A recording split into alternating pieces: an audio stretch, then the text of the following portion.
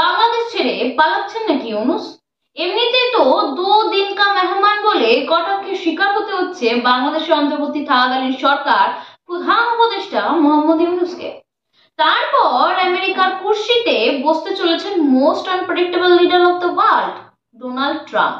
যদিও damage control করতে কিছুদিন আগে ট্রাম্পের জয়ের খবর শুনে শুভেচ্ছা বার্তা পাঠিয়েছিলেন ইউনূস, কিন্তু তাতে কি চিড়ে ভিজবে? এটা এখন হয়ে দাঁড়িয়েছে লাখ টাকার প্রশ্ন। ঠিকই বলছি, লাখ টাকার প্রশ্ন হয়ে দাঁড়িয়েছে। কারণ ট্রাম্পের তরফে বিএনপি প্রধান খালেদা জিয়ার পুত্র তারেক রহমান পেয়েছেন বিশেষ আমন্ত্রণ ন্যাশনাল প্রেয়ার ব্রেকফাস্টে যাচ্ছেন তারেক, অথচ এদিকে ডাক পেলেন না মোহাম্মদ ইউনূস। তাহলে কি ডোনাল্ড ট্রাম্প 2.0 শুরু থেকেই আমেরিকার বিষ নজরে ইউনূস? অতীতে ট্রাম্পকে হারাতে মোটা টাকার অনুদান করেছিলেন মোহাম্মদ ইউনূস, এবার শুরু থেকেই পাত্তা পাচ্ছেন না। তাহলে কি হবে ইউনূসের ভবিষ্যৎ? কারণ শুরু থেকেই তো ডোনাল্ড ট্রাম্প পাত্তা দিচ্ছে না ইউনূসকে। কি ইউনূস সাহেব, 2 दिन का মেহমান কথাটাই সত্যি হয়ে যাবে না তো? আপনারা কি জানেন ডোনাল্ড ট্রাম্প মার্কিন প্রেসিডেন্ট সরাসরি বিএনপি তারেক রহমান ও শীর্ষ নেতাদের আমন্ত্রণ জানিয়েছেন এই গ্লোবাল প্রেয়ার ব্রেকফাস্টে। অনেকেই বলছেন এটা কি বাংলাদেশের রাজনীতিতে কোনো নতুন বার্তা নিয়ে আসছে?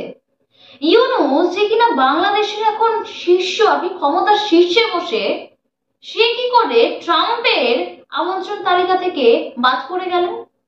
2016 সালে যেটা জানা যাচ্ছে সূত্র অনুসারে যে 2016 সালে ট্রাম্পকে সূর্যগ্রহণ বলে কটাক্ষ করেছিলেন ইউনূস। তবে কি সেই ফলে ভুগছেন তিনি? আমরা জানি যে ইউনূস সাহেবের সঙ্গে যুক্তরাষ্ট্রের একসময় অতি ঘনিষ্ঠ সম্পর্ক ছিল, অথচ এখন সেই জায়গাকে দখল করেছে তারেক রহমান, এটাই মনে করা হচ্ছে। এই আমন্ত্রণ কি বিএনপির জন্য বা আন্তর্জাতিক সম্পর্কে একটা জোরদার করার বড় সুযোগ হতে চলেছে? আর তাছাড়া এই আওয়ামী লীগের ঠিক অবস্থানটাই বা ঠিক কি এখন বর্তমানে? চলো শুরু করা যাক আজকের প্রতিবেদন। নমস্কার, আমি শ্রেয়া, আপনারা এখন দেখছেন বিবিধ নিউজ। প্রথমেই বলি যে বিশেষজ্ঞরা কি ভাবছেন। বিশেষজ্ঞরা এখন বলছেন যে এটা শুধু একটি আমন্ত্রণ নয়, বরং বাংলাদেশের রাজনীতিতে আমেরিকার পছন্দ অপছন্দের স্পষ্ট বার্তা। আমেরিকা পরিকল্পনা ঠিক কি করছে? আমেরিকা কি নতুন করে বিএনপির সমর্থন করার চেষ্টা করছে বা পরিকল্পনা করছে? এছাড়া ইউনূস কি তবে আন্তর্জাতিক মঞ্চে নিজের অবস্থান হারাচ্ছেন? এই প্রশ্ন এখন আরো জটিল হচ্ছে। সেবার আমেরিকার প্রেসিডেন্ট নির্বাচনে ডোনাল্ড ট্রাম্পকে হারানোর জন্য হিলারি ক্লিন্টন ফান্ডে মোটা টাকার অনুদান করেছিলেন মোহাম্মদ ইউনূস। ট্রাম্পের সঙ্গে বাংলাদেশের প্রধান উপদেষ্টা ইউনূসের সম্পর্কে তিক্ততা শুরু হয় সেই 2016 সাল থেকে।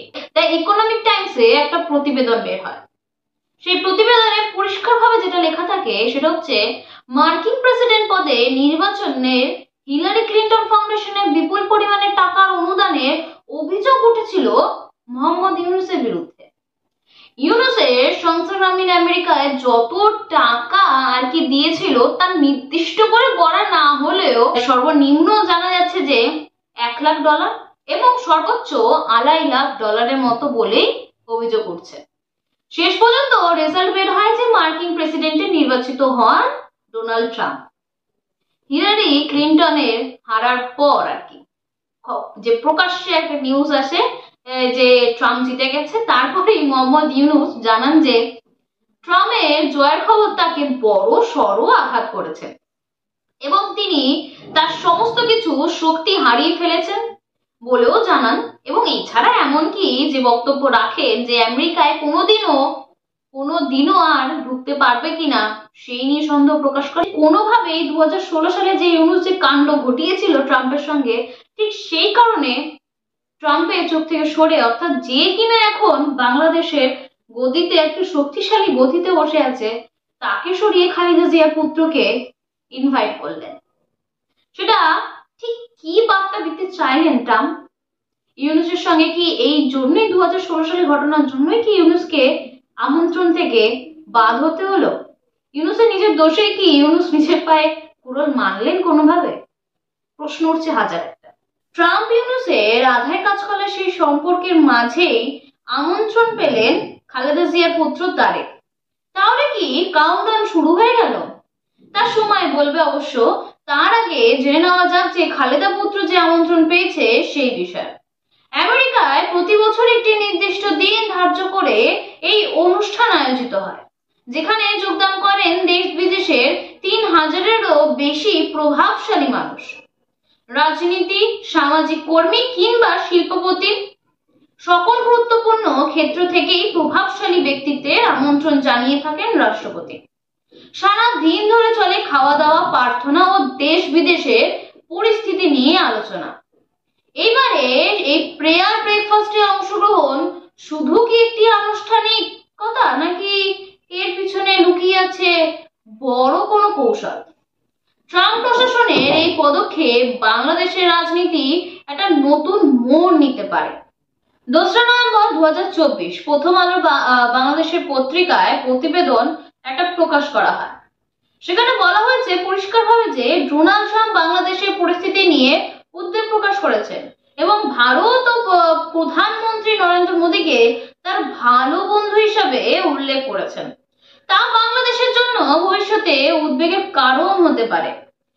বিশেষজ্ঞরা যেটা মনে করছেন, ডোনাল্ড ট্রাম্প পুনরায় যদি ক্ষমতায় আসেন, বাংলাদেশের উপর আন্তর্জাতিক চাপ বৃদ্ধি হতে পারে এবং বিশেষ করে অন্তর্বর্তীকালীন সরকার অর্থাৎ ইউনূসের কথা বলা হচ্ছে, যেখানে কার্যক্রম ও নীতিমালা নিয়ে একটা বিশেষ চাপ রয়েছে। এটা বাংলাদেশেরই পত্রিকা প্রকাশ করছে, এরকম নিউজ। তো সত্যি মনে হয় কাউন্টডাউন চালু হয়ে গেছে ইউনূসের। যদি আপনাদের কোনো মন্তব্য থেকে থাকে, মতামত থেকে থাকে, তো নিশ্চয়ই কমেন্ট করে জানাবেন। দেখতে থাকুন বিবিধ নিউজ।